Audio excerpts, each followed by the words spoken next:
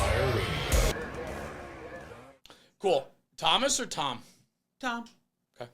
My mother called me Thomas. Yeah. It's like the formal name. It's a good name. It's my dad's middle name, but that's what he uses. It's George Thomas. Nobody calls him George. So. Well, that's great because as we record like that now, you wonder. It's like, what did I say? Right? I got to be careful. Tom, thanks for coming in, man. Thanks for having me today. Good to have you in the studio. This is glad cool. to be here in what did I call it? Mawa. Mawa, the armpit of New Jersey. No, where you work is the armpit of New Jersey. That's where it comes up. New Jersey comes up from the south and then bows out. And I mean, okay, I'm not going to take away that the chemical coast isn't maybe. and then there's that. Yes. But Yeah. Which leads me to the conversation of how we met was being the deputy chief and the company commander of, the commanding officer of Newark Airport with the Port Authority of New York and New Jersey. You have quite a responsibility in a very unique first due area. It is a very unique to say the least. And you got a taste of everything last year. I mean, it's hard to believe it's been a year already. I think since we were actually recording that for Rescue 8. It was a chilly day. I remember, I think it was March, maybe? It could have been. February? Yes, originally we were supposed to go in December-ish. Right. Yeah, I don't think you ever forgave me for that. We had it wasn't me. Cancel because of operational. It was Ashley. She didn't forgive you. Yeah, I know. I'm a very forgiving type of guy. Well, thank you. Yeah. You know, a man of the faith. We're gonna get to that, so put a pin in that because I want to chat about that. Okay. And what was nice was working on this project with fire and safety. It from frame rails to finish is the concept and media build out that we did regarding some of the new builds, and you guys built Rescue 8, which was truly a structural squad company type engine, right? Which was new and unique for the Port Authority at the airport. Very much so. Right? So you guys, which I didn't know either, and I'd love to get into this a little bit, your discipline at the airport primarily lands with the airfield, the ground equipment, and the airlines, but the terminal typically falls to the Newark Fire Department, correct? That is correct, yeah. Right? So, but your responsibilities are vast and grand. That is a way to describe it. So I'm going to take that and put that on my LinkedIn later. Would you? Yes, I am. That's you're going to get more clicks for sure. Thank you. But when we drove around that day, we spent the day with you to get to understand and learn about what you guys do at the airport day in and day out. And, you think about it and you go, okay, I mean, how many real aircraft emergencies are there? Oh, yeah, you never see it. It would be on the news. Not the case. That's true. I mean, so overall, we know aviation is the safest means of transportation, right? But that doesn't go without a lot of things that happen in the background that we keep it safe. And the beautiful thing is, while we have a busy array of emergency activity on the airfield, it's when it's small. Yeah. And it's kind of thinking about using a fire extinguisher. Why do we have fire extinguishers in the home? We want to put the fire out in the beginning stages, in the incipient stage. We don't want it to grow out of control. So that's a beauty about how safety culture is approached in aviation as a whole, not just flying the aircraft, but how you fuel the aircraft, how baggage is loaded onto the aircraft, how an aircraft is loaded with the cargo of how the weights and balances are distributed. Everything is focused on safety. Systems are always in place. Processes. And even emergency services. Airports are certified by the FAA with the focus of the traveling public being safe. We want to get you from point A to point B, and the number one focus starts on fire and rescue. Yeah. And everything that we do to ensure that on somebody's worst day, we prevent it from ever getting to that worst day, but God forbid it is that worst day, we are equipped to limit the loss of life and property. I think about how many moving parts there are at an airport, right? Like, I'm kind of a nerd that way. Like, I kind of like it, right? I love the hustle. I'm a airplanes, trains, that type of guy, right? So, and then with my mechanical aptitude and engineering background with the family business and things like that, like, I understand the processes and what's happening mechanically and automation and all the processes and everything. And I look at when you have that moving parts, it's its own city within a city, right? Yeah. And what happens is when processes and standards and activities are not followed in a consistent manner, that is where you open yourself up for things to happen. Of course. right? No, and that's so true. And we know when the human element is involved, and we know humans, we make mistakes. Yeah.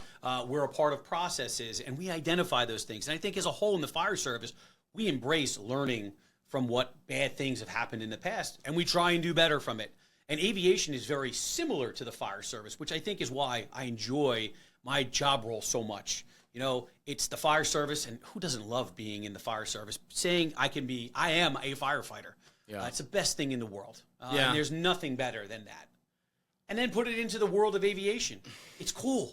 It's awesome. These big pieces of tin being pushed through the air each and every day with thousands of gallons of fuel. And just thinking that going to Europe used to be weeks on a ship. Right. Now, in hours. Yeah.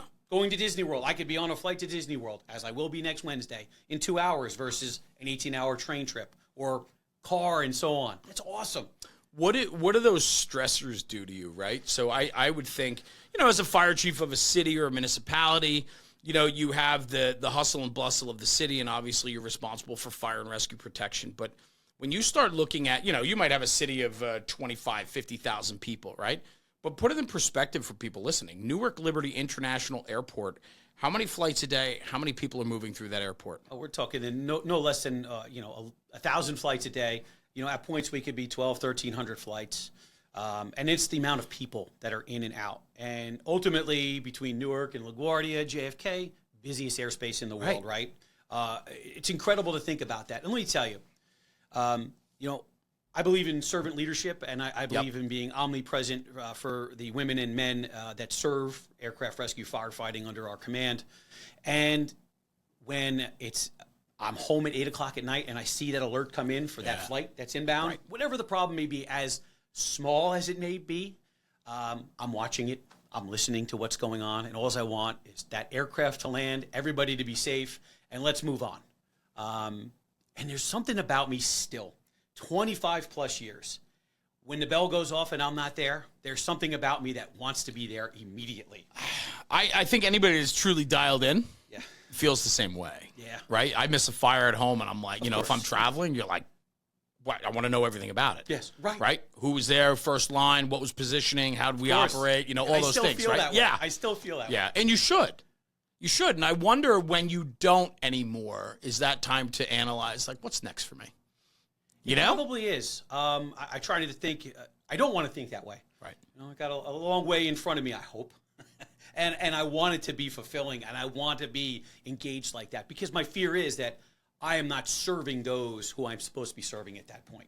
So I think you're right. I think, they all say we know when it's time to hang it up and retire and move on. Right. And I'm glad I don't have that feeling yet. It is, it's got to be quite a thrill. I talk about the stressors of it, right? When you're looking at 1,000 flights a day approximately coming in and out of that airport, right? You have Teterboro Airport, which is one of the largest private airport. Right, it's not general aviation. Yeah, right? Right, yep. So that's incredibly busy in northern New Jersey, which is only 25 minutes down the road from here, right? Which is, for people that don't know, that's an airport that's all private jets that are coming in for New York City and all that. So, your private business, your banks, your pharmaceuticals, and so on. Yeah, so a very busy airport. You're responsible for that as well. So you're talking a lot of people. You're talking incredible dollar value of equipment, right? And infrastructure. That's a key point. That is a key point. You're talking at some of these aircraft from a Boeing 777-300 extended range to a 747-8. You're talking $300 million worth of aircraft. Right. Coming and going all day long. 300 some people on board on certain frames, if not 400 some people on board. We've talked even Kennedy Airport and potentially having an A380 come in. You're talking numbers of That's people. the double-decker plane, right? The 380? Airbus A380. Yes. Only select airports can allow it, right? Because the runway space? It winds up becoming the space for the wingspan and so on. Gate space and accommodation. Are they still, I heard they're discontinuing them? Airbus doesn't make them anymore, but they're still flying. But they're not as they were thinking they were going to be more popular?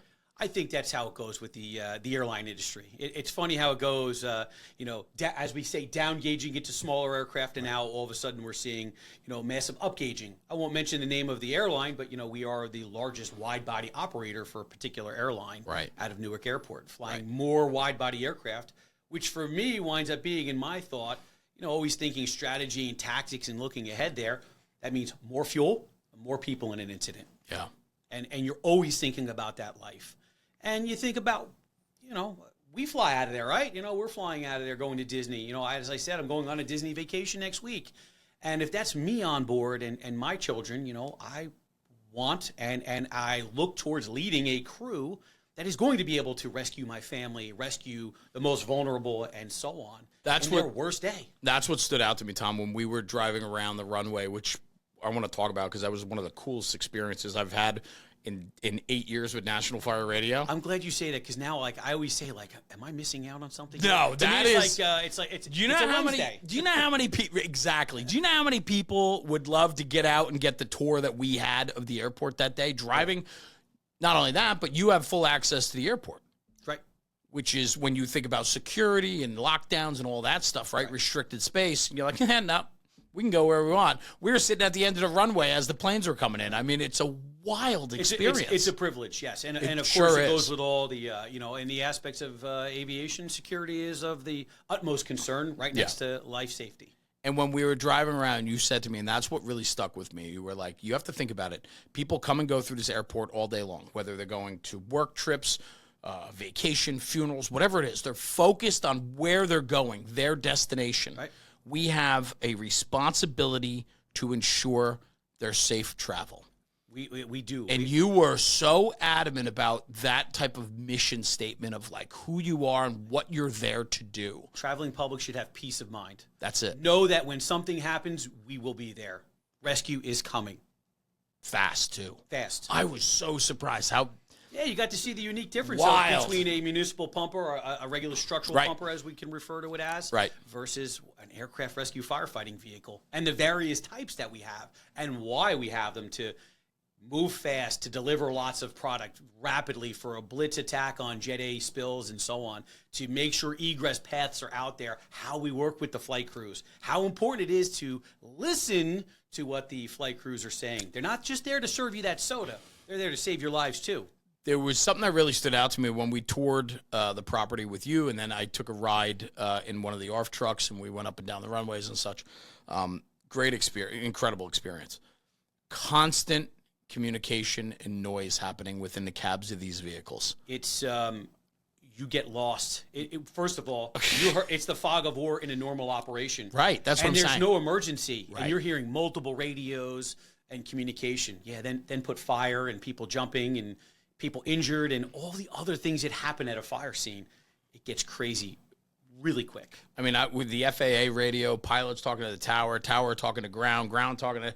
I mean, it's just, it's so much. It's overload. It really is, right? But for you, it's another day at the office. And so you guys have, you get dialed in like anywhere, right? You get to know your job and so on. But, man, it's impressive. It's an awesome world. It is. And if you told me, the funny thing about it, I think of where I am today, and I think about coming into the fire service. I came in as a volunteer. I was an explorer in EMS and fire and making my way through very young, right? Really, really gusto into it there. Yeah. And I remember coming on, I was fortunate to start my career in the Federal Fire Service. And, of course, at most places, I was at Navy Lakehurst, and we have an airfield, so you become ARFF. And ARFF was kind of like... redheaded stepchild, right? Yeah, and then to think, and I'm like, I'm never going to be doing this. Is never going to be my focus. And now here I am like, wow. This is, I never really appreciated it. But I think as we go through life, we just begin to appreciate many things that were just, that's just a minuscule thing right over there. I also think, too, it's what you make of it. Right. Like okay, great. This is what I'm doing. Is it what I want to do? I don't know, but I'm here, so let's make the most of it. But not only that, I watched you talk to your people. I watched you work with the men and women of the Port Authority, right? And your firefighter and rescue personnel, and the relationships back and forth, the professionalism, the excitement to be there. You coming here today, you're excited to talk about it. Like, that is so incredibly important. But I think that is why you're seeing wins. You're getting W's on the board, getting this new apparatus, this new style, thinking about, now a lot of the lithium ion stuff, the things that we were discussing, right? So, like, you have so much opportunity to craft and build what you think is representative of where we are today and where we're going where tomorrow. we're going tomorrow. And Yeah. I think that's the biggest thing, looking towards tomorrow. And I appreciate the way that you say that we talk as a crew. I take that to heart.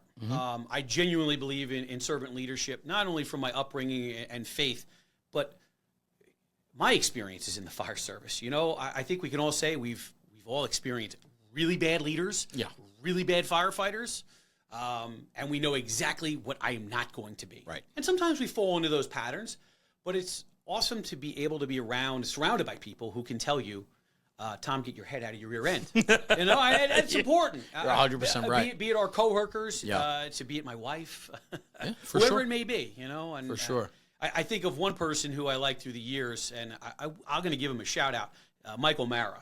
My best man in my wedding. We were firemen together, starting at Fort Monmouth. It's hard to say 25 years ago. You know, he's always been one in my career. Even when times maybe we've fallen away and not spoken, but even when we get back together. And now we're back in, the band's back together for a lot of different reasons. It's awesome to be able to hear that from somebody, because it helps you to refocus and helps you to put your eye back on the ball. Because it's easy to be distracted in the world of all the things that happen around us. Without a doubt, right? Without a doubt. And I think that's a lot of times where people get lost, is they get distracted. Next thing you know, they took a left instead of staying the course, right? And so when you think about that, you know, especially in a leadership position, I mean, where you are in your position with the amount of responsibility that you carry, that mission is critical to stay focused on. It is. It's not only just for what we're doing, but it's constantly advocating for what we do. Yeah. Especially in a world when you say, like, hey, listen, are planes falling out of the sky? Thankfully. No, not every day. Are things happening each and every day? Yeah. You know, is there a need for the presence in what we do? Yes. Is there a need for constantly educating, you know, the leaders that are above us and make decisions on budgets and how we deploy ourselves? It's important that we're engaged, that we're enthusiastic about it, because the people that we serve, to the people that work for us, and I hate saying for us, for me, for us is the better way. I get it. We owe it to them to always be advocating for them. And it is being omnipresent. It is constantly being educated. It is being present there for them, not only just for saying that they have the piece of equipment, but to be able to talk with them, to educate them, for us to hear back and hear what's happening down there, to continue to have constant improvement. Well, and that's a big part of it, because I think the monotony of status quo is what stales, right?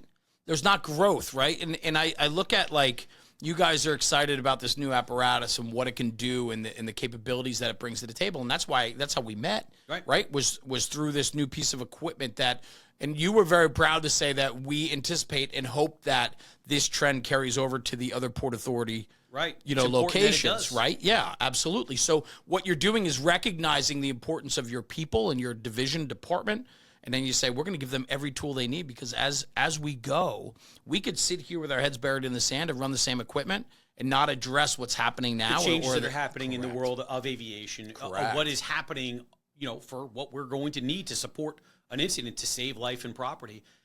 And even with the changes, with change, whether I think it may be good, there's always resistance. No doubt.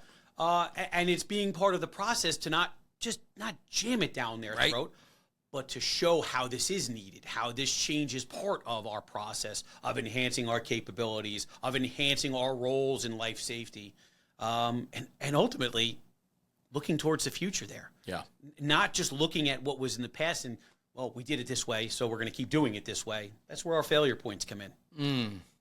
It's really well said. Really well said. Talk to me a little bit about what the airport, the day-to-day. I mean, people, the only thing we ever see emergency-wise on the news, right, the nightly news, are the catastrophes, right? Things that happen. I know, what was it, last year, you guys had a legit engine fire coming in. I remember it was all over the news, 7:30 in the morning, something like that, right? Yeah, back in March of 25 here. Okay. So we were there then probably in April, because I think it was just a month before or something like that. Now that you say that, you're probably right. Yeah, but it was a cargo provider that came in, had struck birds. But yeah, had an engine fire. And engine failures. Correct, right? So that's the stuff we see. But the day-to-day stuff that's happening there, you get alerts quite often for aircraft issues of all sorts of sizes, right? Correct. And it could be for a variety of things. Coming into play, it could be an indicator light that is on the flight deck. It could be the smell of something. Right. It could also be that there is a system that may have failed, a hydraulic system. They could be low on fuel based on weather conditions, and they were going to land at JFK. Now they're coming to Newark. It could be hot brakes on the landing gear. You said that's not common, but Probably more common than than you would think, of right? Course. For various reasons. It could have had a bird strike and coming back around where they have what's called an overweight landing. Yeah. Meant to burn off fuel en route so they can have a landing weight. Many, as we say, systems and things that make it happen. Because as I like to educate everybody, when a plane leaves the gate, they can be too heavy to take off, but they burn just enough fuel so when they get to the runway, they're at takeoff weight. That's wild. I know. And then when they leave, technically they can't land because they're Too heavy. They're too heavy because you're calculating a burn rate. So they're flying around, maybe doing that. But when they land, not that the aircraft can't, it could stress the landing gear and causing hot brakes from excessive use of the brakes and overutilization of other systems to slow the aircraft down. But like everything, A common thing. over-engineered, right? So they plan for that, right? The engineering is there, right? And so on. course. But you're there as the precautionary units to make sure that whatever situation arises, obviously, Correct. you're So going we to have to mitigate. do emergency evacuation of the passengers. Right. We are ready to go. And if something catches fire, we are there immediately. I know you talked a lot about with me when we toured the facility. We were talking about lithium ion. Yes, that is the future of a lot. But keep going. No, well, I was going to say not just. I mean, I was surprised to learn, but it makes sense. Just the infrastructure alone, not even before we get to the planes, but the ground equipment. You're talking thousands of pieces of ground equipment on that airport. I mean, Yes. it's wild between baggage and trucks and fuelers and all this stuff, right? Right. So when you talk about, airlines, they do have a commitment, obviously, using Jet A. I mean, Jet A is what powers, jet aircraft and so on. And that is the fuel that is in the wings, thousands of gallons for each flight that's going on. It's amazing when you think about how much Jet A just. I actually Newark don't Airport want you goes to talk about that anymore because I'm starting to panic that you're sitting on how many thousands of gallons. through. Well, and that's the unique difference. When we look at a building, I could close the door so I don't have smoke coming from the other room. Right. I don't have that on an aircraft in a tubular environment. But So, the airline industry worldwide wants to have, at least a net zero approach, trying to be good stewards of Mother Earth, right? So with that, can't really, there are ways to reduce the emissions by having sustainable aviation fuel and so on, but some things that they're doing, having ground service equipment from your auxiliary power units, your tugs, your belt loaders that load the cargo, K-loaders that load the cans, they're all powered by lithium-ion batteries. Yeah. And we know they're extremely safe, but we do know when you do have some type of incident, thermal runaways, some issues with the batteries, they are highly interruptible. It's an issue. Yes. And in close quarters, when you have a tug underneath the nose of a $300 million Boeing 777, that's a problem. And Rescue 8, from the type of extinguishing agents that we have on it to being able to get in and establish water supplies that we weren't able to do with crash trucks, they don't have supply hose on them. Supply hose, yeah, that little was things that we think about. I was interested in learning that. They don't for have sure. room. They don't have room. So it is the future of aviation. It's there. And that's right now just the ground service equipment that's around the very cluttered areas of an airline gate at any airport, wherever you may be in the country. But now we're looking at, lithium-ion powered aircraft. Yeah. And they're out there now. Your Robinson R-44s, looking at certain... Are they all battery or are they like a hybrid model? No, they actually have all battery-operated aircraft. And these are passenger aircraft? So, they general aviation, but the future is looking at certain commuter, like having a 200-mile range, but yes, would be fully powered. Air taxis. Yeah. Certain airlines are looking at taking people out of Midtown or flying from airport to airport. I've been in the tri-state area. Seeing conversation about that. Yeah, and there are trials that are happening at our airports, as we know. Everywhere that we see, it is happening. So it is the future. And when we look at what a Tesla battery can do, those pan batteries. Think about how big these batteries are on these aircraft. I think about how the many weight. more cells. I think about the weight of them, right? Just to have enough battery to get a plane off the ground, the weight is got to be immense. So I know looking into it, this is not a big thing that's happening right now with the battery-powered aircraft, but it's coming in the future. Yeah, and those no are doubt. the things that we're going to No be diving into. doubt. But we do know already. The planes that we have, they are heavy. Yeah. And we have some newer wide-body aircraft coming out that are going to be in excess of 1 million pounds max takeoff weight. It's crazy. It's crazy when you think about that. I mean, even, as I mentioned, the 777. You're talking 750,000 pounds of max takeoff weight. Think about that, flying through the air. Well, it brings me right back to what happened just 2 weeks ago, right? The UPS plane that took off in where was that? Louisville, Kentucky. Yeah, and seeing the devastation of that and the lives lost, but also the impact it makes on the ground in such a large swath of land consumed by that crash. Consumed is an understatement. I mean, that aircraft had, I believe it was 38,000 gallons worth of Jet A. She was loaded to go all the way to Honolulu. That is my worst nightmare. I think about that much. I think around my airport, you can think about how that would have been. That aircraft had just been at Newark a couple days before. And that was right after its major maintenance cycle that it had gone through, that you all see out in the media cycle right now. And I'm not going to go into any type of cause and effect of what that was there, but the response. I mean, we saw on firefighter close calls. I saw the run card on it. Did you see that? The run card is absolutely insane. Yeah. I mean, 53 engines. I mean, all of the ARFF resources that went into it. And I don't want to say that there were just 3 people. There was a person that I knew on there who was very close to the firefighter community. Dana Diamond was a friend not only of the fire service and a decorated pilot. We specifically knew him in the community of Newark Liberty and in the ARFF working group. Dana was an advocate for education on cargo aircraft, and he had trained people at Newark. We had seen Dana through the years at ARFF working group conferences and whatnot. And it was strange, the night that the accident happened, I had him in my mind. I don't know why, and not that I had known anything, but it was devastating to see that Dana was a part of that there. And to see that they were heroes in trying to, we do know from what you hear that they had the 25 seconds of hearing the alarm and trying to take control of the aircraft. And knowing the flight crew, and especially knowing who Dana was, and knowing, not just talking fire with him, but as, I'm a certificated pilot as well. Dana always talked about the weights and balances and balancing an MD-11 on the tip of a pencil. That's how precise they were with everything. I know they had the right people trying to do everything they could, and if there was a way, they would have found it. Yeah. But a situation like that, I mean, that is what people see, and it's that is the worst of the worst. The worst, the absolute worst. But think about 3 people on board there. I think about, the scenarios that could happen in our busy airspace over Jersey. No doubt. If that was in one of our communities into, Elizabeth or Newark, I don't want to think any further of it. And my colleagues know when we prepare, and that is one thing that we're always doing in the airport community, is preparing and talking about and working and training together. We talk about these things, and that brought levity to it. I mean, it is a sobering event. Sobering. It has to, if anybody wanders from what the job or mission is, something like that, it's sobering. I can only imagine losing a friend is one thing, but also looking at the vast responsibility that you guys shoulder. It is a lot, and I think that's where it continues to go. These things underscore what we're doing, It underscores our preparedness.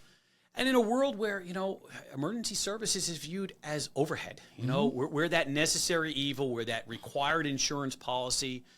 And in my world, it's not only just required, we are the most regulated fire discipline in the country. Yes. With our annual inspections on all levels, from our response to our training records, to our gear, to our extinguishing agents. Everything is looked at in detail. And every type of major event has some type of NTSB inquiry that's going to go with it. Tremendous oversight. You are going to be called to the carpet. You are going to be sitting at a hearing table and explaining what you did. And they are going to tell you what was great, what was not, and what was just Yeah. But accountability built in. And with the checks and balances, with the oversight that's available within that space, I mean, you're not just answering to the airport or the Port Authority. I mean, you're answering to the NTSB, Transportation Board, many. Everyone. Many. Right? It's a lot. It's a lot. And I appreciate, it's somewhat like the fear of God, the fear of your parents. You don't want to let down. And it's not necessarily just not letting down. I know that we have a preparedness to respond to somebody's worst day. And with that I'm comfortable in being able to say, and I've been called to the carpet, maybe not on the end of the aspects of the NTSB, but you have leadership, you have others that want to know why you made a decision. And I think every fire officer has that in some capacity in a world. And I think it's important to always be able to articulate and work your way through. And I think maturing as a fire officer, that is one thing that I have always looked at. I'm looking at the next thing. And even when I'm on some incident, what would I have done? Right. What would have brought me to? And so on. And that just continues to go in the Rolodex of let's be ready for this one. Yeah, it's good to be challenged. It's good to be challenged consistently, daily, right? Because it holds you accountable and it makes you work harder to ensure that whatever you're responsible for, you're delivering on. And it goes on every level of what we do, because I think sometimes we get lost. And back earlier in the year, I was able to provide for the ARFF working group at the leadership conference. I talked about being an accredited fire officer, right? And I don't speak for any of the accrediting bodies that are out there, and I won't mention any of those organizations, but there are certain fire credentials that are out there. And I think it's important to go along with that, to challenge yourself, not only what we do on the fire ground, but be that person who's able to talk to the politician, to talk to that city leader, no doubt, that commissioner, whoever is questioning you. It is our obligation, as I said earlier, you need to be able to defend what you're doing for the traveling public to remain safe, to the public to remain safe. We owe it to all people to be that person. Don't let somebody rely on YouTube or looking it up on Google to see what the answer should be. And I'm not saying you know everything, but administration, how we handle people, how we act on the fire ground there, it is about continuous improvement. It is being that professional that we're called to be on all fronts of what our job is supposed to be, not just the red lights and sirens. Yeah, you're 100% right. You just can't be. And sometimes I think we lose a lot of that. Yeah.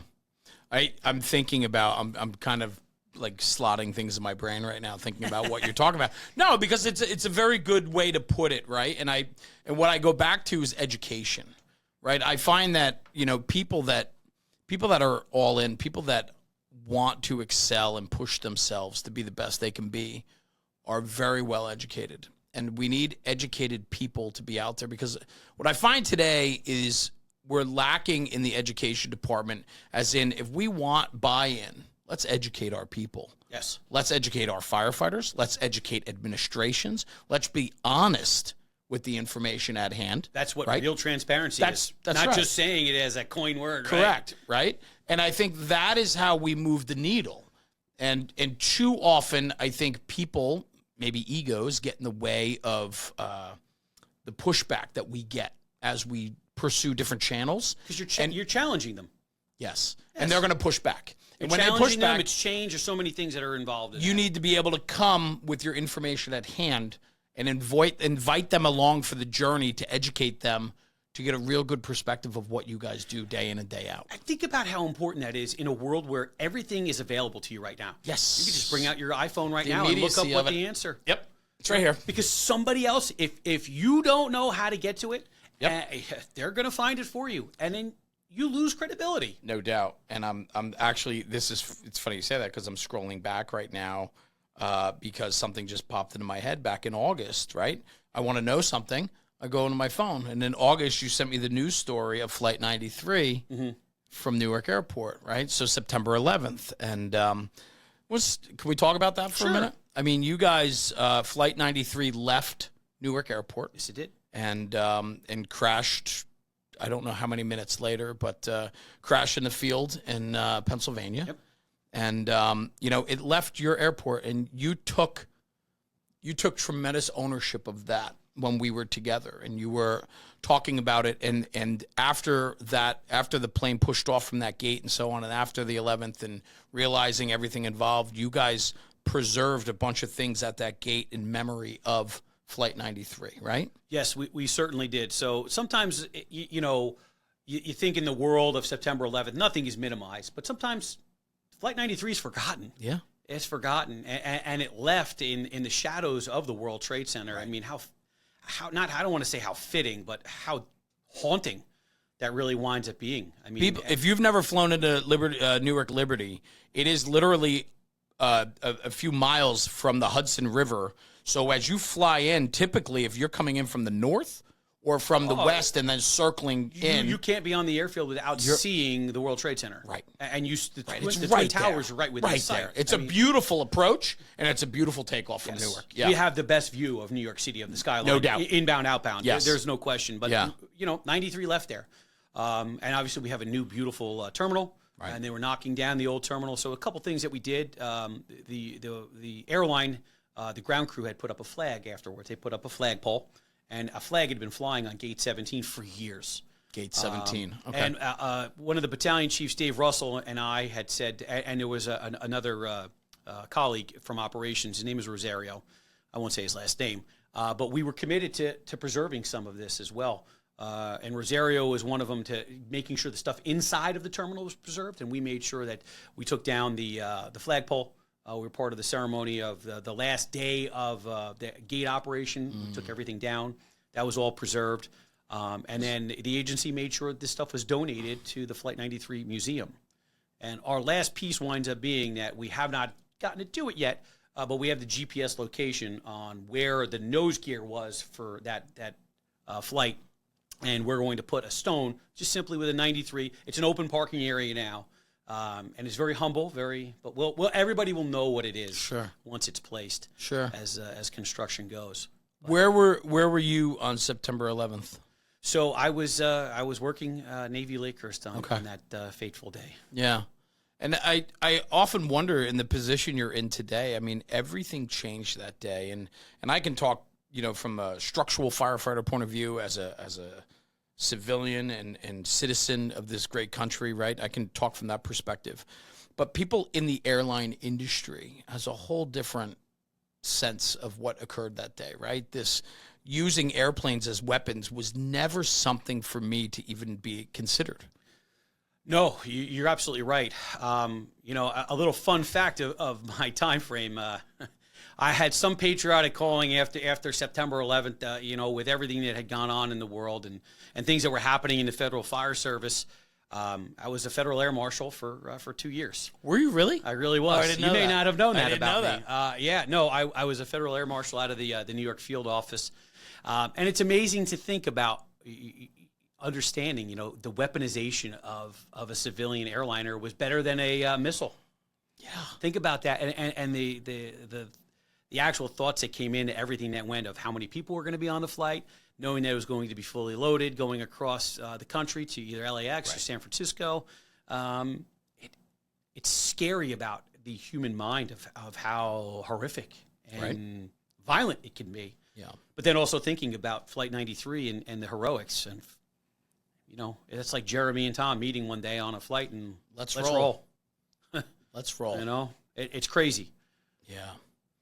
That day, I was just talking about the 11th the other day with a friend, and we were kind of reminiscing about some things and so on. And then we were talking to my daughter the other night about it, because my wife and I had just officially started dating, right before, kind of like Labor Day. It was or just before the 11th. Right. And, so it's this sense of time for me that, you think back, and this year coming up is 25 years. Which is incredible. Right? It's incredible.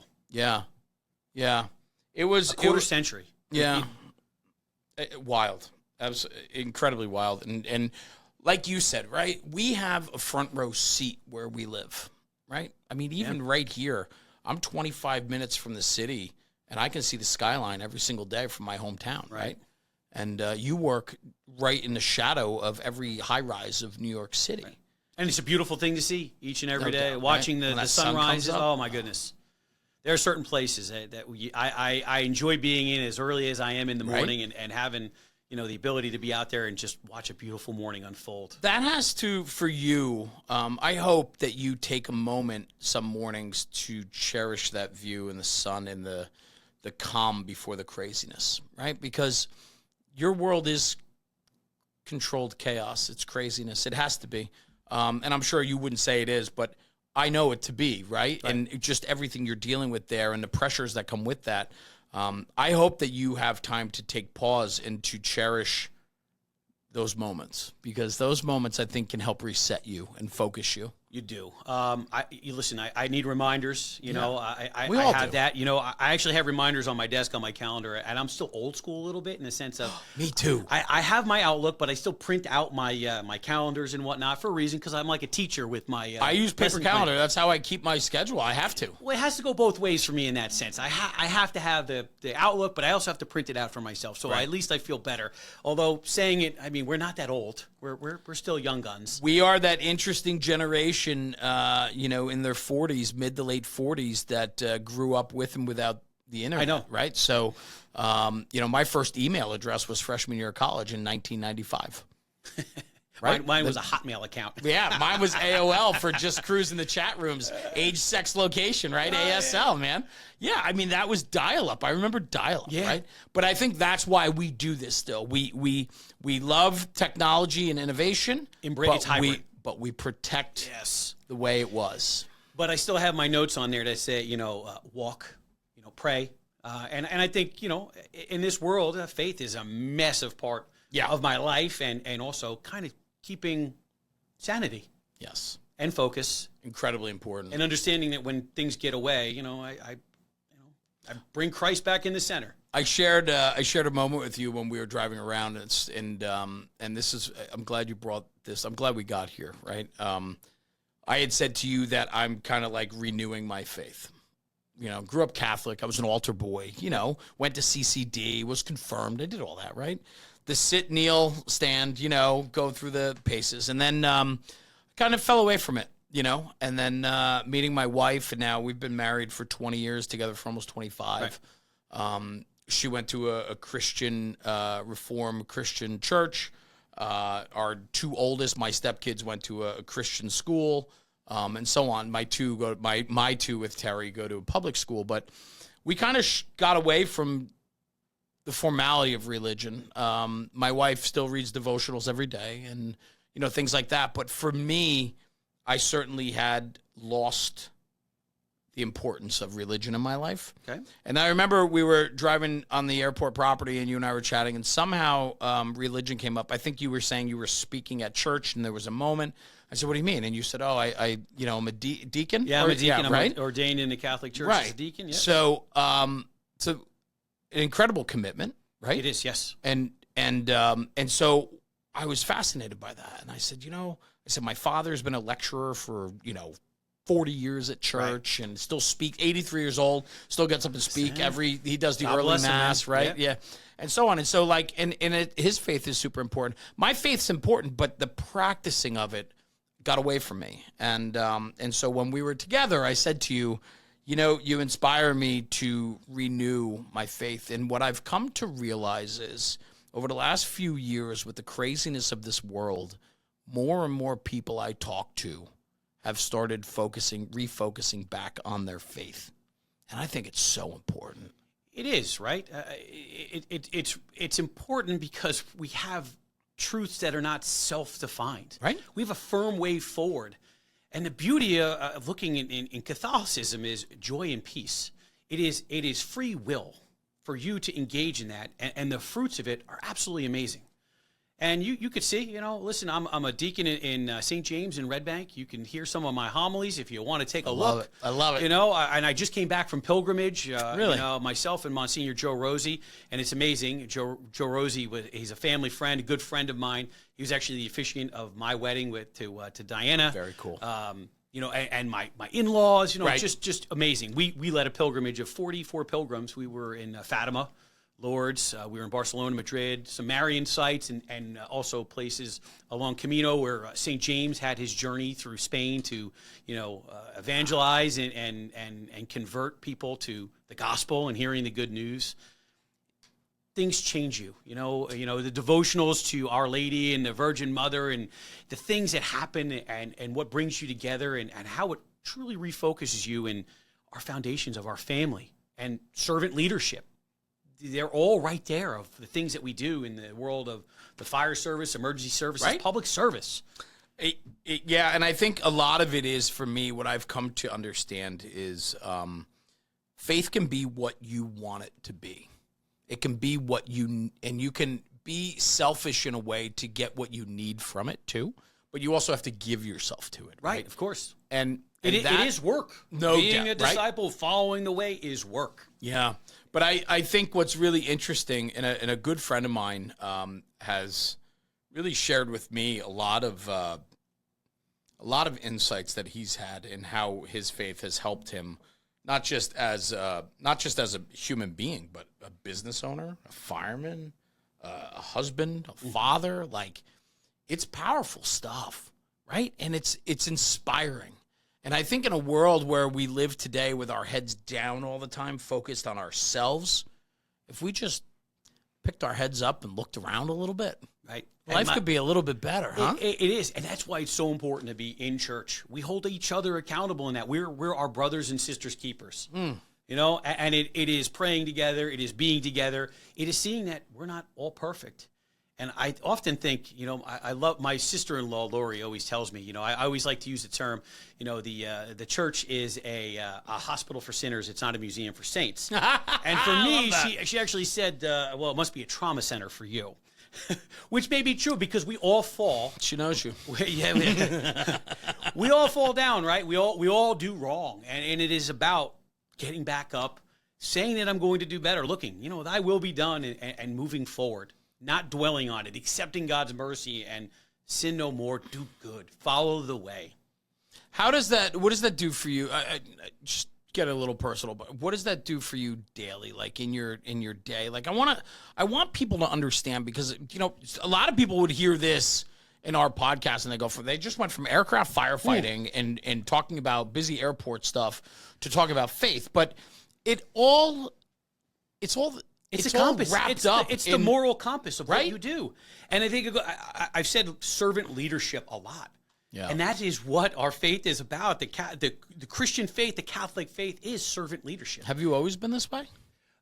So the faith has been with me for a long time. You know, I grew up in a very Catholic family, and just like you, Jeremy, you know, through maybe my early 20s, of never lost the faith, never lost the belief, but maybe didn't attend church. Yep. You know, and my mom died I was a freshman in high school. Oh, wow. And that's actually where I maybe even considered, I did consider the priesthood. I considered the priesthood for a long time. And that's where the diaconate kind of brought me. But yeah, I've had my ups and downs and so on. And I have to say, a life in the church is more fulfilling and better than a life outside of the church there. And there's a lot of things that are in there. Don't follow what the world of social media says and so on. You got to get in there for yourself. And it ultimately is your free will. But everything that you do in life is so important to having that moral compass. Truly knowing what is right or wrong and how to make decisions in everything that you do, not just on the personal side, but it goes into the workplace as well, on how to treat people. Right. How to do budgeting and make the right decisions, when to say no, how to address hard things that happen in a fire officer position. I would love to say that we're running fires every day and just aren't an emergency response, but let's face it, in most people's roles in the world of managing things, that's 5% of our time. Right. That's really well said, and I'm thankful that this came up, because I think people need to hear that. And I think there's a lot of people out there that are lost. I've been lost, and you know, if you're just willing to open your eyes and open your ears a little bit more and believe that there might be something just a little bit more than you know that can help inspire and guide you, it can be very powerful. Of course. You know, and I'm grateful for that. I'm grateful for the people that I surround myself with now. You know, as you get older, and I'm sure you've experienced this too, your friend group gets narrower and narrower, but they get stronger and stronger. Amen to that. Right? And just consider what you're saying too. Just because we have the gift of faith, it doesn't mean that we don't struggle. I still need that call. I still need to be held accountable. Yeah. And that's what it does. And we still all have the things that happen. We are in no way perfect. No. I am very much so imperfect, as my wife will tell you, from patience to, you know, at points you could be angry about things that shouldn't be angry about, and the things that happen with kids. But if there's something that brings everything back into focus, it's my faith. It's our faith. Yeah.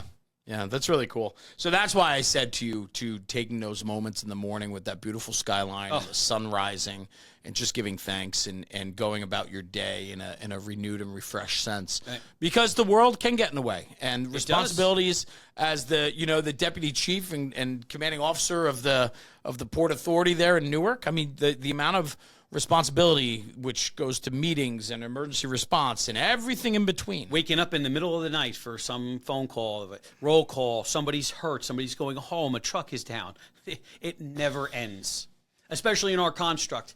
Being a fire officer, it's even more engaging. It's very demanding at points. Yeah. Embrace every bit of it. But finding your way to Newark, what did that look like? Because you were down in Fort Monmouth, you said? So Lakehurst, right? So ultimately, I came out of what became Joint Base McGuire-Dix Lakehurst. Yeah. There were things happening in the federal government. That's a massive facility. Massive facility. An amazing fire department as well. Yes. I can't say enough about it. Where it was and how it was 3 different bases and so on, and what it's become.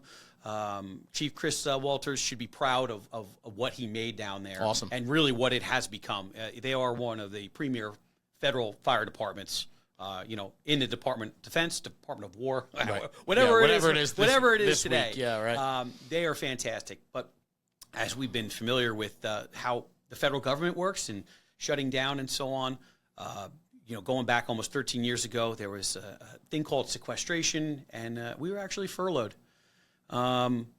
Things were happening at the Port Authority, and I say, there's one thing I say in my job: you could give me any detail, I will do anything. We can shovel crap all day, we can clean the bays all day. It could be the worst of the worst details. You don't mess with our pay, you don't mess with time off. Right. That did both. And the overall, just the morale, seeing what was happening in federal service, and even with the military, it made me look for the first time. And I looked. And the Port Authority was going through the process of making, aircraft rescue firefighting the way it is, with the command staff overseeing it. Put in just in the blind, and never thought I had a shot. And here I am, very cool. Sitting with you today, Jerry. Yeah. I know outside of all of this too, you do have a passion for flight. Yes. So you're not just a fire chief at the airport.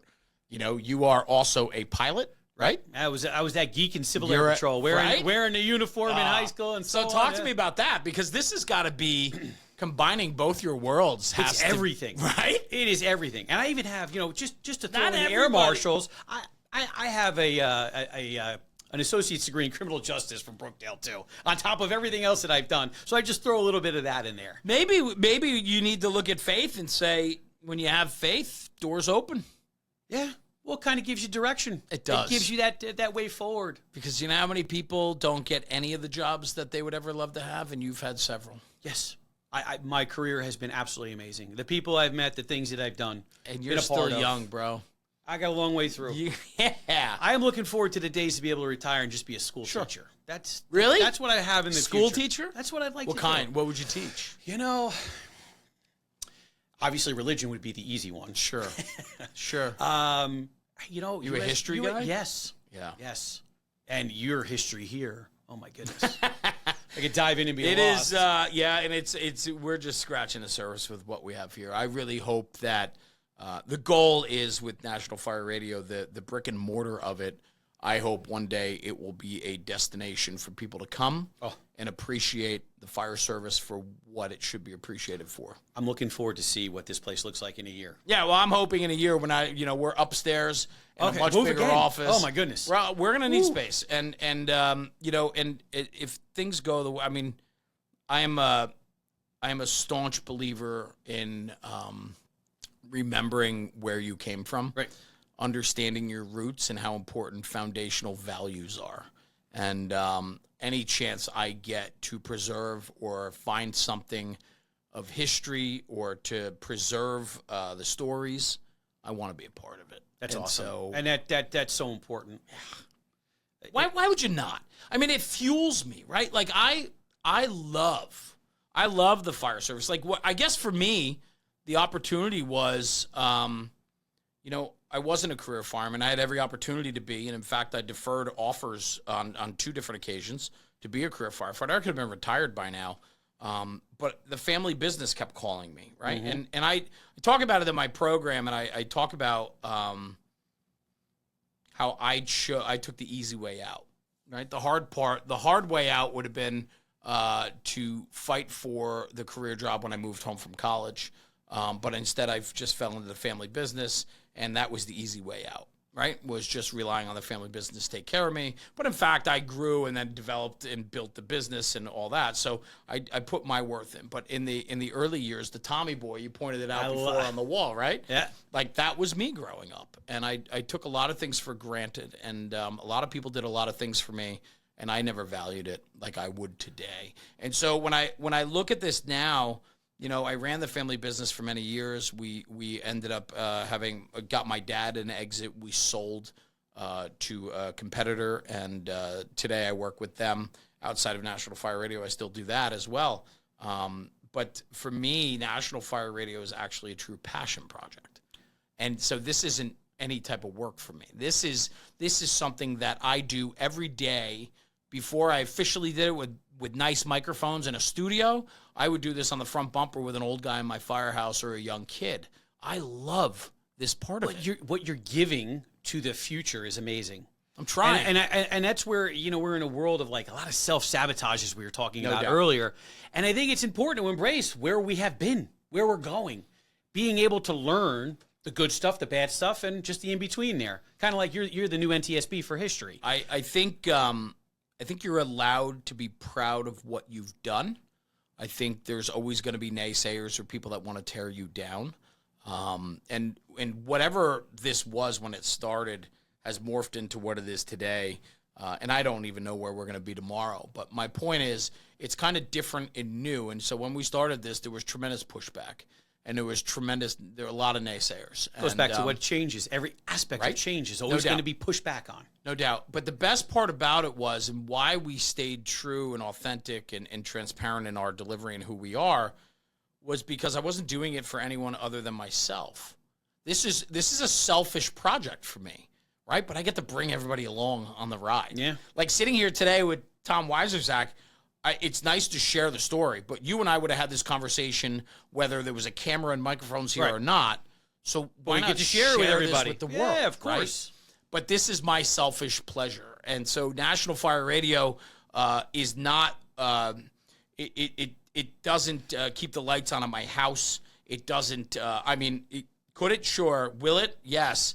But right now, this is a real passion project for me, and with that allows me then to have fun with it and to enjoy it. And you talked about the self-sabotage, right? And people looking to sabotage you. And, you know, we talked about this. And I think it's okay to be proud of your accomplishments. I think it's okay to stand up and speak from the top of the mountain and shout down, look at me, I'm proud of what I'm building here. Come along with me. Right? Yes. That's so important. I think people are so afraid to do that. I think they're so afraid to open themselves up for criticism today that people won't take risk, right? Or they won't talk about it, or they don't want to bring their friends along.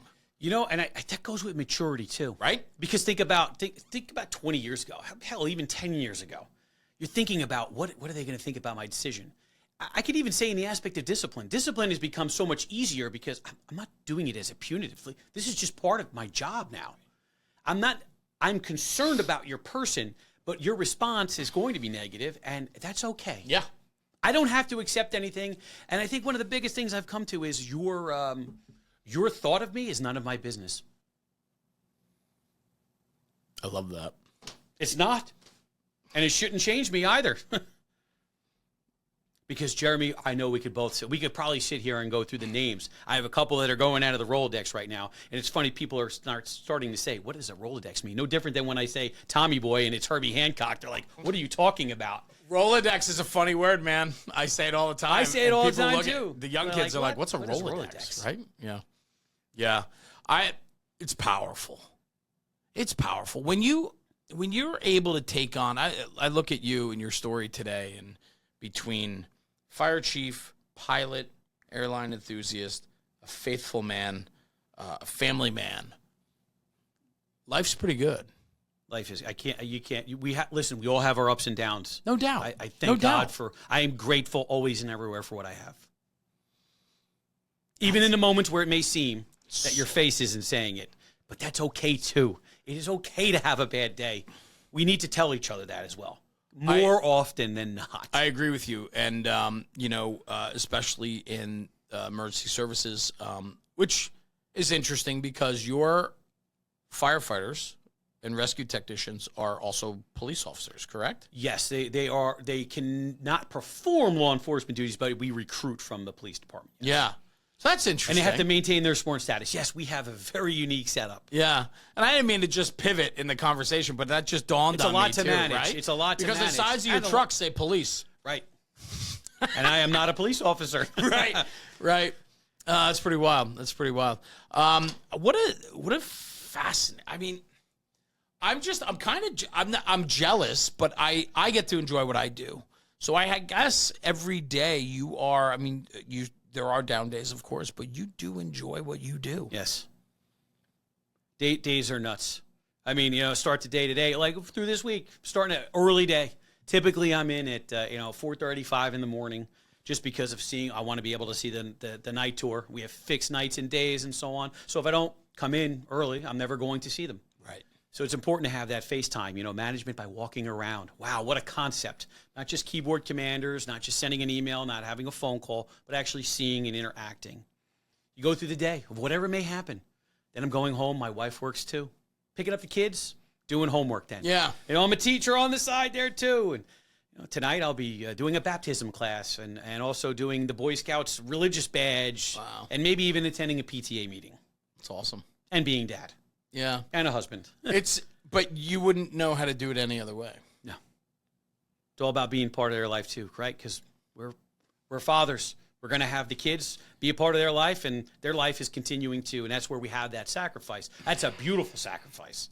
And I love that no one can tell anybody until you do it. Yeah, and then there's a lot of days you screw up. Yep. And there's a lot of days that you ask for strength, and there's a lot of days that you also deliver. And it's this really interesting dichotomy of the give and take of parenting, the give and take of being a spouse, right? All of that. I love that. That's really good. I cherish because as my youngest is 17, I don't want to think about that. I posted Lily is my youngest, and she joined the fire service a year ago as a junior, and she rides with us. We had a fire the other day. We had a second alarm the other day, and I was out of the area coming back. She was out of the area coming back. So we took her and I show up at the firehouse, and we jump in like the fourth due, just her and I, screaming across town, right? And it was a moment for us. And so somebody captured a picture of us walking up to the fire together, right? With both the names on the coats, right? Mm-hmm. Walking up the street. And then we got a photo after the fire at the firehouse, and I posted it. And all it was I left I put the comment just as moments, right? And for me, like, what a moment to have with my daughter. I love it. That right? is a moment. And this is something that I am so proud, so very proud of. And I didn't know how I was going to be about having her with me in the firehouse. And at first, selfishly, I didn't want her there. And she knows the story, and I talk about it in my class. I was terrified to have her there. And then I realized, how dare I steal that from her, right? That opportunity. What the fire service has done for me personally in 30 years as a fireman. And I almost robbed her of that as a overprotective father or a guy that wanted his space with his guys at the firehouse. And fast forward a year later, I knew right away that internal feeling went away very quick when I was like, I don't get to write somebody else's story, right? Even my daughter's. She has to find her way, and if she wants to do this, I can't stand in the way, right? And I'm so grateful that I was able to have the strength to have that conversation with myself, and I am incredibly proud of this kid. She's not a kid; she's a woman. I mean, she's just amazing, and having her there challenges me in great ways. I love it. It's part of bringing a child up, and that love and that expectation that you look forward to of everything is great. I love being a father. I do too. Look at this shot. Both of us walking up the street. That's awesome. Right? That is. I love it. Yeah, it's proud moments like that, and I say it, all the time. Is like, the connection you make with your children and how you parent them. At 17, my two that are still home, 17 and Paige will be 19 in 2 weeks. They're both home. And, man, I look at the women they've become. And you look at those foundational values of morals, ethics, and values and how you raise them and teach them. But they're going to make mistakes. They're going to fall down. Sometimes they have to answer for their own mistakes. Dad can't always cover for them. Right. But that's that learning curve. But it's moments like that I value more than anything. There is no price on it. And I'm with you. I would never give any bit of it up. Right? Not one bit. Yeah. I'm very proud of all of them. I have 4, so it's pretty wild. But so what's next for you? What's going on? What's exciting? What's fueling you? Anything new that you got going on, project wise, or? Listen, we're always looking forward here. We do have some new trucks that are coming in next year. We're ARFF trucks, a new stair truck, and then Okay. ARFF trucks are on the horizon in the sense of starting to get things together. So stair truck was really interesting to me when you told Very me different. that's a first due piece for you, and Yes. I go, what do you mean? What do you mean? And you're like, we have to get into the plane, Right. so we have to have our own stairs. So whoever thought that a stair truck would have to be an emergency vehicle, but it absolutely is. Yeah, absolutely is. Many airports, we're very fortunate with the resources that we have that we're able to do stuff like that. Right. But it becomes a valuable tool. I mean, let's go back to the basics. What is the safest way to get an occupant out of a building? Normal means of egress, Yeah, right? right. Stairway. And Yeah, what is the most dangerous way? Off of a tower ladder, or straight Ground stick, ladder, or a right. ground ladder, or something of that nature. So there are times that we have to do that. But most of the time, I'm able to just put a simple stair truck up there, not blow emergency slides, not cause further injury or harm to people that are coming off, and every physical capability. So, yeah, it is an awesome and amazing tool. Never put any thought to that. Yeah. Truly, Last time we used it on a major event was on Election Day on an aircraft that had a cargo fire indication, and working So when you with, say indication, was that a buzzer in the cockpit, like an yes, alarm they had going an off? alarm on the flight deck, and they actually utilized the suppression system inside there, and we had to take the cargo cans out. But, in coordination with the flight crew, we made the call to not evacuate that aircraft, and using the stair truck to actually have communication, additional face-to-face communication, and have a means of taking people off if there was a medical emergency, or if we had to get them off, they were able to come down our very wide stairs that are meant for accommodating emergencies and to be used by fire personnel. So this is now my nerd coming out of me, and I kind of want to geek out over this a little bit. So on the underbelly of a plane, right, you're sitting there and you're watching a conveyor belt, and suitcases are just individually going up and being loaded. Right. Those are being hand loaded in there, correct? Yes. Now, but other planes, I know the cargo planes like UPS, FedEx, those guys have those big. Passenger planes have those sliding- cargo cans as well. They do. Yes. So there's regular cargo being shipped on domestic flights? Correct, yeah. They could be shipping regular cargo. It could also be used to load luggage bags, depending upon how they're doing weights and balances and where they're putting them in the aircraft. Variety of different uses that they can have. It makes our job challenging because when we have a fire indicate, we then are going through each and every can and working with the ground loaders to help get that stuff off. It's very interesting. And then there's suppression within the underside of the plane. They do. They have detection and suppression. What are they? Depending upon what type of aircraft it may or may not be.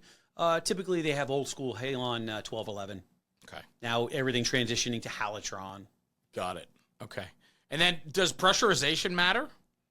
Like for fire, like so the passenger compartment of a plane is pressurized, correct? So that we can breathe, right? Like, Right. It, and so on. They can have pressurized cargo compartments as well. They are. Yeah. Okay. So I wasn't sure what went on. They have the outflow valves and so on, yeah. Okay. That's fascinating to me. Yep. Yeah. So they'll get an indication if there's anything happening, and then they have suppression that could activate. Yeah, typically between the cargo compartments, engines, auxiliary power units, generators for the aircraft when they're on the ground. And then they have up in the passenger compartment, they also have the the fireproof bags, right? Correct. Yes. So for cell phones, right? Usually for cell phones. Yes. You see that in the news every once in a while, right? Yeah. No. The funny thing is, the airline industry has probably been the best prepared for the lithium-ion battery issues. And while everybody thinks of EVs and pan batteries, and I mentioned the manufacturer before, I won't mention them right now, but the most common issue with lithium-ion batteries at an airport winds up being your iPhone or actually, coincidentally, Apple AirTags being wet. They have lithium-ion batteries in them. Start small fires and... Interesting. Yeah, there you go. Small fire becomes big fire. And there's AirTags on everything now. Everything. Especially in travel, right? Yes. And then not only that, but you guys at Newark Liberty also have a massive freight area. Right. Right? So you have the largest cargo carriers across the Right, country. right, yep. Right? On the north end of the field and the south end of the field, yeah. Right. And then not only that, but the airport also straddles 2 cities. 2 cities and 2 Elizabeth counties. and Newark, right? Very unique. No doubt. Everything from planning. But the beauty of it all is it is very well orchestrated when it comes to it. The regulatory requirements and the safety requirements and the things that we've learned from all the accidents and running airports for so long. That's why we are so safe, because each part is working together. Yeah. Yeah. And put to a test quite often. Yeah, and this is where, again, back to your servant leadership, right? Like it can't be done alone. No. I mean, there's so many moving parts here, right? So the relationships absolutely matter. Right. Empowering people around you to be able to do their jobs as well, right? Like, and it's working not only with the fire department. We're working with the operations branch, or the operations, airside operations, landside operations of getting buses when we have an emergency. Working with the Port Authority Police Department, working with our mutual aid partners, working with the airlines. When an event happens, there are so many stakeholders that come into play. I can only imagine what a command post looks like for an incident at the airport. It's crazy. I can only imagine. Well, it's become second nature to us to operate in those type of conditions. Sure. It's daunting. Yeah. A lot of resources moving, but you also have tremendous resources available to you. Right. Because you need that. 300 people on an airplane coming in, we got an emergency, you're going to mobilize fast. Fast and quickly. And have the reflexibility of having what we're required to have, answering multiple emergencies at once. Right. And the FAA, a lot the going FAA on. and the NTS, they require, we talked about the checks and balances earlier, but there are certain things that you have we to have be to able have in place all the time. Yes. Right. Correct. That's yes. cool. That's cool. And that's always the balancing act, too, of always making sure that you have that. When Newark shuts down, there are international implications. We can't have that. When we were riding together, the woman that was with us, and I'm sorry, I don't remember her name. I think Sergeant McNair. She was on. She was awesome. Yes. Like, so good. But everything she talked about went right back to federal regulations. We have to do this. We have to do that. Like, she understood how important. Right? Yep. Well, it starts with the cornerstone, knowledge, skill, ability. All of them coming together. Skill, ability. KSAs, it's the Trinity. I love that. Skill, ability, Trinity. It's good. I love it. Yeah, I'm fascinated by your day-to-day, and I'm fascinated that you were able to get some time to come hang with me, too. But to so much better than being on right? on Teams or whatever we were going to be on the last time we gave it a attempt. We gave it a good shot. Yeah, did we have a tech issue? We couldn't get video. Couldn't get me on video. That's right. That's right. I think it was probably on my end. We want to be in. Well, it could have been me too. Yeah. Well, I'll take the blame. That's the mid-45s. You know. I'm tremendously grateful for you coming up here and hanging with me. What an opportunity. This is fun, and I appreciate our friendship too. What a great conversation. I mean, we literally went down a lot of different roads. How long have we been going? Like an hour and 20, probably. Oh, geez. Right? Look at that. We could talk. Yeah. Well, I mean, we could go for hours, but it's fun when the conversation is real. And, I found that connection with you when we came down and recorded with you the first go around, doing this project for Rescue 8. And I was man, you're good at pulling stuff out. You're a good conversation starter. Because I'm truly dull. fascinated by what people do and what makes them tick. And I love finding, and okay, this is fun. Let's go down this road for a minute. So what I love and what I've become, what I think pretty good at, right? So I'm going to promote myself a little bit here, right? Be proud of who you are, right? Yeah. In the art of conversation, what I like to do in every interaction I have with people is I love to find a thread, a common thread throughout. The thread in this episode is truly your faith. Servant leadership takes you to the fire service. And then your hobbies, your being a father and a spouse, all very important things that lead back to the mission of what you do every single day. It's being a good person, being a servant leader. It all makes sense. And that's important for me. When I talk with people, I love to find out what that thread is, you know? And I love to just be inquisitive and ask questions about it. And then I kind of make those connections as you go. And then this is for people that watch this. There's also interviews that I do to get my own points across too. Right? Like today, all about the guest, right? All about you. I want to, learn about you and make find those common threads and so on. I love that. And then there's other conversations. People are like, oh, you had that guy on, but you talked the whole time. And I go, yeah, it's kind of like I needed that too. Like I needed a platform and somebody to offset me so I can get some of my juice out too, which is fun. But I love conversation because I think conversation is what gets people talking. Yep. I think conversation pushes the needle forward. And I think any conversation can be done constructively and in a positive way. I don't think I'm never here for the headline. I'm never here for the I got you. I got a couple podcasts coming up that there's going to be a little bit of accountability held. Like, hey, I'm fascinated by something you said. Let's talk about this.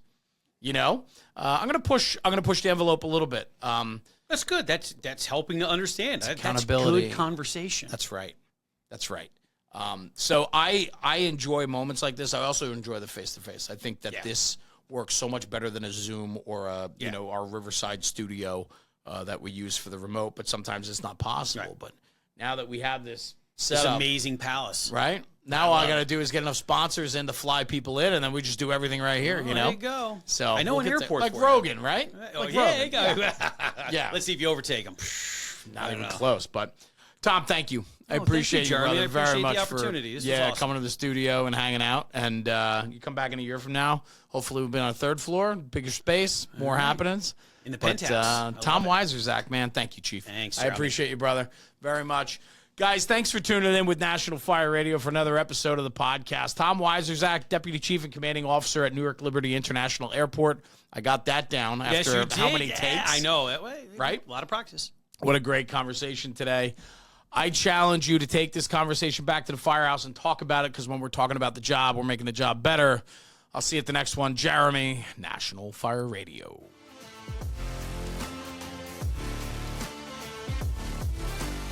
National Fire Radio.